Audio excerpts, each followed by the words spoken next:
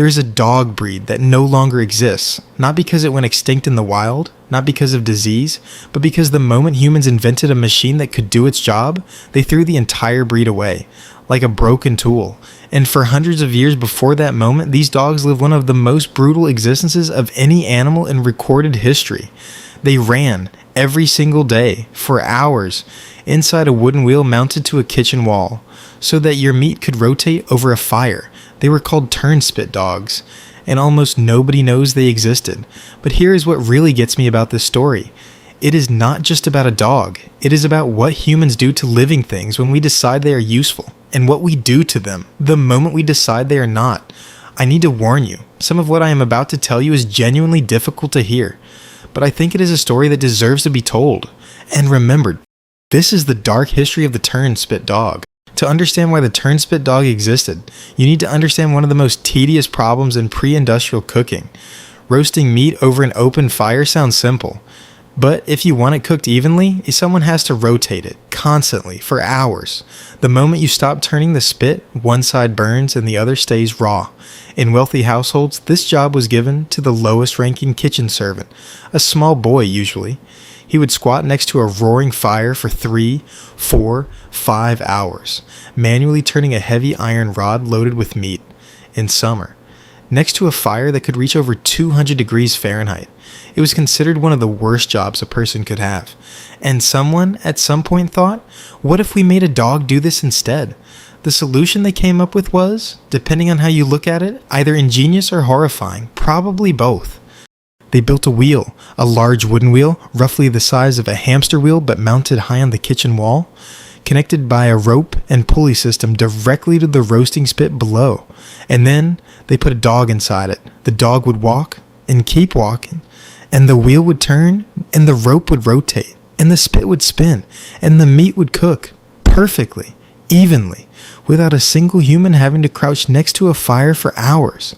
The Turnspit dog was specifically bred for this job over several generations. Short legs to fit the wheel, long body for endurance, stocky build for sustained effort. These were not pets who occasionally helped out in the kitchen.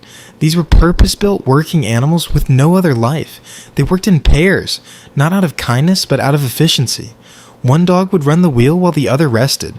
The kitchen staff did this not because they cared about the dogs, but because a tired dog runs slower, and slower means the meat cooks unevenly. If a dog stopped, or slowed, or tried to rest before its time was up, a live coal from the fire was thrown into the wheel. That was the training method. That was the motivation system. A burning coal thrown at a dog's feet to make it keep running. Outside of their shifts in the wheel, Turnspit dogs were not treated as companions. They were stored essentially like equipment. They were used across Britain, and later in parts of colonial America, from roughly the 1500s through to the early 1800s. For 3 centuries, this was an ordinary, unremarkable feature of domestic life. Nobody protested. They were simply part of the kitchen. On Sundays, the Turnspit dogs were not given a day of rest. They were taken to church, not because anyone thought they deserved spiritual consideration, but because wealthy families used them as foot warmers during long services. The dog would be placed under the feet of its owner on the cold stone church floor, providing warmth for the duration of the sermon.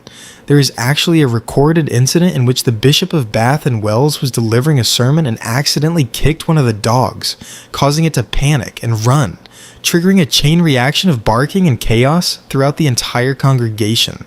The bishop had to stop his sermon entirely.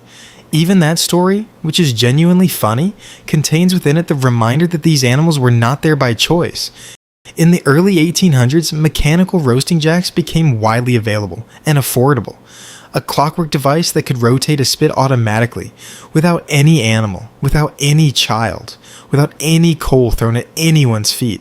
And almost overnight, the Turnspit dog disappeared. Not gradually, overnight, because the moment a cheaper mechanical alternative existed, there was no economic reason to keep feeding or caring for a dog whose only value had been its labor. Many were simply abandoned.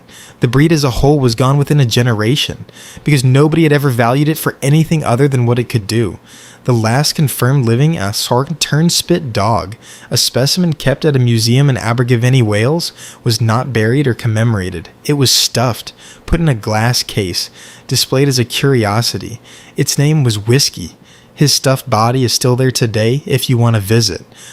The Turnspit dog was purpose-built, bred over generations to perform a single function, valued entirely based on its output, discarded the instant its output was no longer needed, and its disappearance was not mourned, not marked, and barely recorded, because it had never been seen as anything other than a mechanism.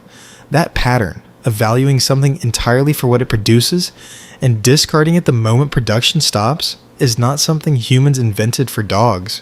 Historians of labor have pointed to the Turnspit dog as one of the earliest and most literal examples of a dynamic that would define the Industrial Revolution and everything that came after it. Not a single living Turnspit dog exists today.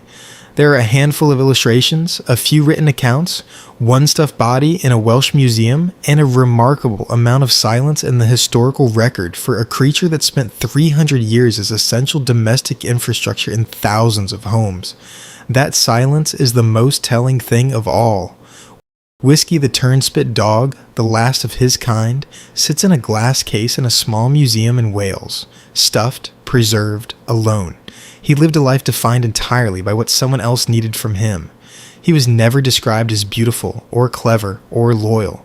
Because nobody was looking at him that way, he was a wheel runner, that was all.